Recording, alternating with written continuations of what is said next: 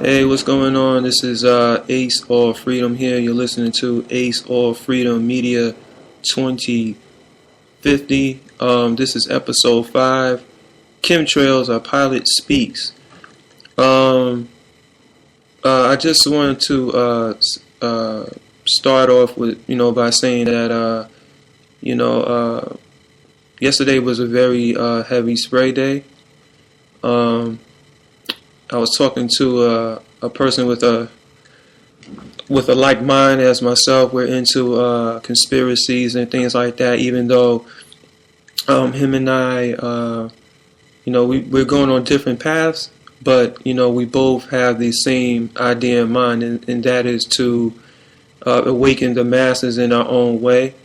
And as we were talking, we was talking for about maybe 2.5 hours, and as we were talking, it was spraying heavily up ahead, and I don't think he knew about chemtrails. I think he kind of maybe, glanced over it through his research, but it like every time I see these guys sprayed, it just upsets me so much that everybody should be just outraged by this. And I was telling him that, hey, look, we're being sprayed very, very heavily. With all kinds of chemicals and just metals, and they're just destroying this planet, destroying everything about it, all life. And hopefully he'll look into it a little bit more. But there was about 2 of them flying ahead, making like a V in the sky. There was fog in the LA area, and in the morning, and so. When the fog was burning away, I saw one spraying very lightly, I guess, to mimic the thin layer of fog. And then, they try to match whatever clouds are in the sky at the time. At least that's what I see. So, that's what they were doing. And I want this program destroyed. Just I every time I look at it, I wish I had a rocket, a missile launcher to shoot them out of the sky every time I see one, with pinpoint accuracy, precision. Just destroy them, because they're destroying us. And if we're being sprayed by bugs, I mean, it's only right if we could take them down like they're bugs, because it's crazy living in California. There's a drought, and it's becoming to get starting to get nationwide attention more and more, and I feel very strongly that it's a product of them spraying the skies.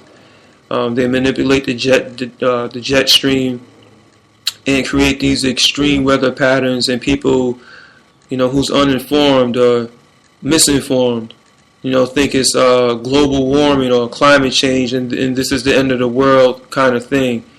And I think they might actually go, a lot farther with this whole spraying thing. I think it'll probably make California like almost to the point of desert.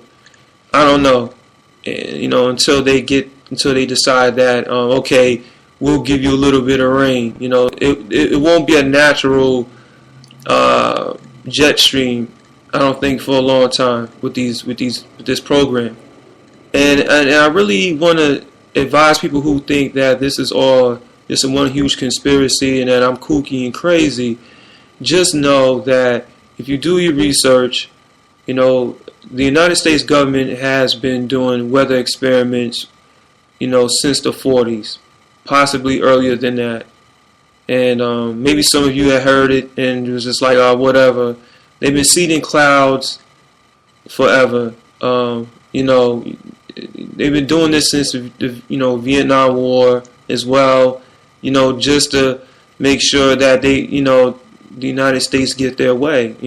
Hey, we can create rain or we can create snow and just force this extreme weather pattern. But I think that the more they do these things, the more people will start to become aware that something's just not right. I just read an article that the winter season is lingering. I mean, here we are in April, and the East Coast is still living as if it's, the end of January, early February.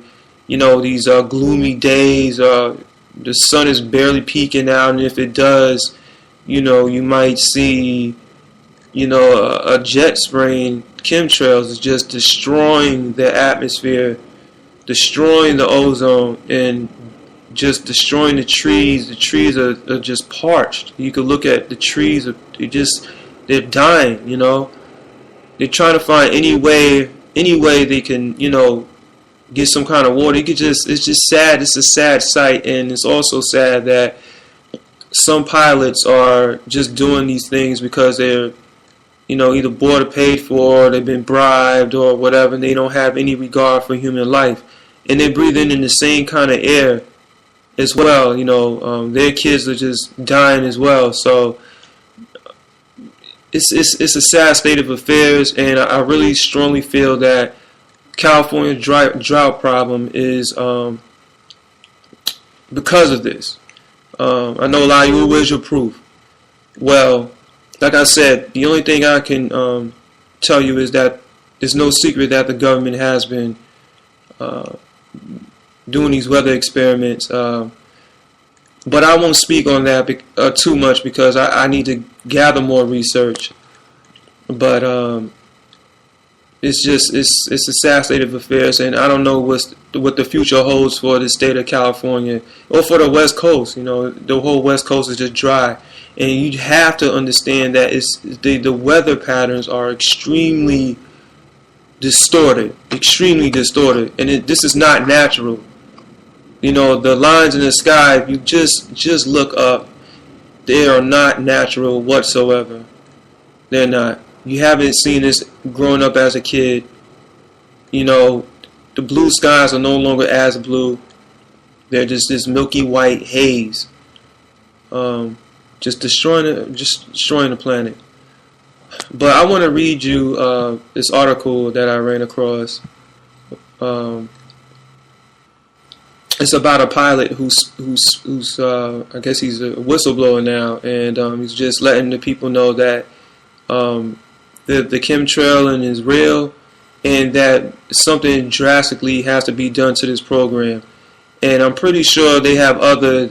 I mean, the fact that jet airliners are spraying dangerous toxic metals across the horizon, that's not the only plan that they have. So this has to be destroyed. Like, these people have to be stopped, or we'll all just die of Monsanto products, whose resistance to drought-stricken areas, which they rolling out probably now in California. The water restrictions are in effect. Governor Brown has issued the restrictions on water. So now, here we go. My whole thing is, we can conserve all the water we can, but pretty soon that water is going to run out. And then what? Where are we going to get our water from? So I don't know about this whole, conserving water. That will only work in time. But I guess, corporations like Nestle will come in and say, yep, we got the water, and, you're going to have to pay us, or some kind of craziness. And I don't know what this drought holds for the future of this great state of California, or for Oregon or Washington, something like that. I don't know. But let me read you this article. It's from this pilot. He's not saying his name, obviously. And it reads like this. For the past 27 years, I've been flying transport category aircraft. My name is Captain X, and I spray chemtrails. You may have heard about the quacks and kooks that believe the military is spraying the skies with chemicals. What the believers don't realize is that the conspiracy runs far deeper. The military doesn't have enough aircraft to do the job, so the airlines are spraying too. Which ones? All of them. So, all the commercial airlines, according to this pilot, is spraying chemtrails as well in their own way, I guess. Everybody knows that airline profits are slim. You have to wonder why anyone would bother starting such a business, unless there are other incentives.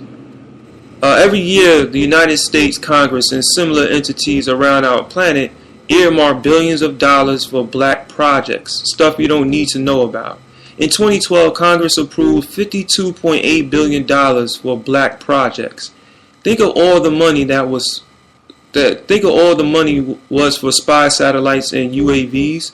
No, it's for spraying mind-controlled drugs on a population of the entire planet. Big Pharma loves chemtrails. Airline bosses get paid a pretty penny to play the game. Once their spouses get a taste for government money, well, there's no going back.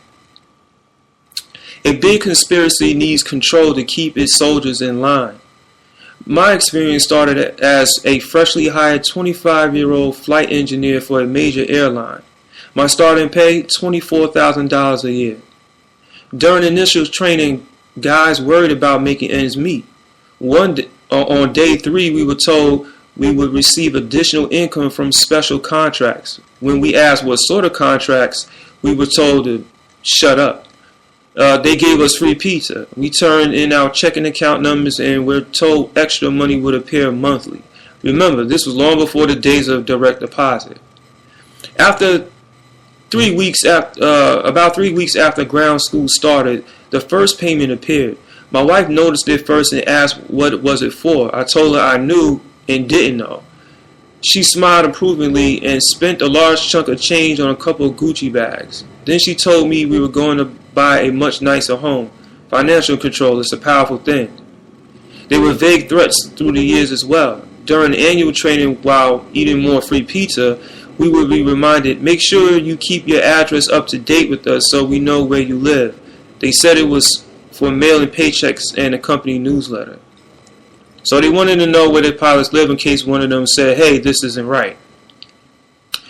During training, it became clear we were being taught about a dispersal system of sort.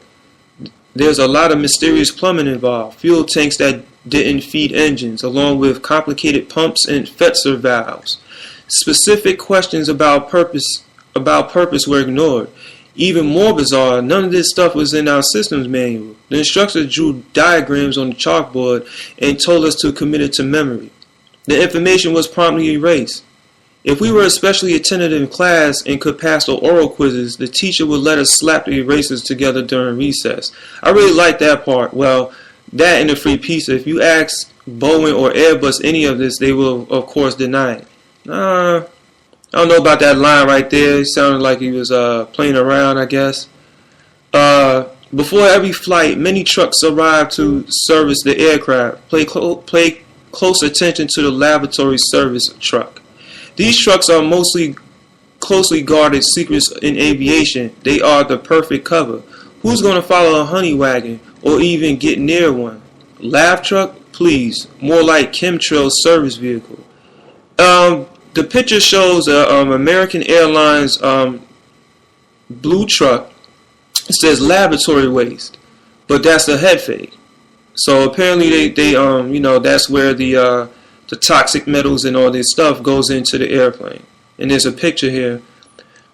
Doing the deed. Before every flight, we were given a flight plan that's filed with air traffic control. Sometimes the routes are really strange. Pilots would tell you the odd routings are due to weather, winds, or traffic. Don't fall for it. It's all about coordinating spray zones. Our computerized flight plans have codes that indicate when to activate pumps. This is when you see jets creating chemtrails and others not. Check the little equal signs next to fixes on the flight plan picture below. Officially, those are ATC reporting points. Now you know better. So he's showing a picture of the receipt. And it goes on to say, in the good old days, we had to manually control the spray by turning on pumps and opening Fetzer valves. We would set alarms so we didn't forget the darn things. We did not want to screw up and land with full chem tanks. This would earn the crew a trip to see the furious chief pilot because now we had screwed with his wife's money. Thanks to advances in ball bearing design and solid state Fetzer valve actuators, spray systems are now automated. In the early 1980s, when Honeywell designed the first FMC, they might have integrated spray control. Again, you won't find the codes and commands in any manual. It's all word of mouth and lost in chalk dust. top secret stuff. Chemtrail stuff is sinister. The fluffy